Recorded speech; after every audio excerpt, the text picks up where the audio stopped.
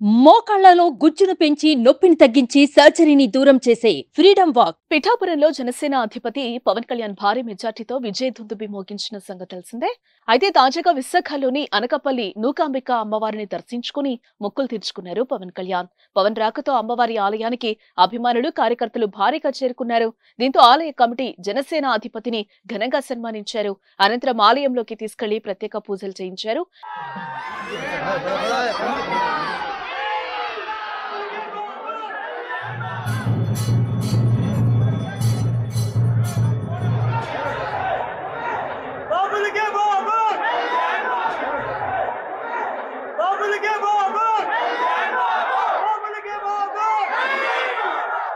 ఇదిలా ఉంటే ఎన్నికల సందర్భంలో అధికారంలోకి వస్తే నూకాంబిక అమ్మవారిని దర్శించుకుని పిఠాపురం వెళ్తానని అనకాపల్లి రోడ్ షోలో కళ్యాణ్ చెప్పారు. చెప్పిన మాట ప్రకారం సోమవారం అమ్మవారిని దర్శించుకుని మొక్కులు తీర్చుకున్నారు. ఆలయ కమిటీ సభ్యులు ఘనంగా పవన్ కళ్యాణ్ కు స్వాగతం పలికారు. పవన్ రాకతో ఆలయ పరిసరాలు జనసంద్రంతో నిండిపోయాయి.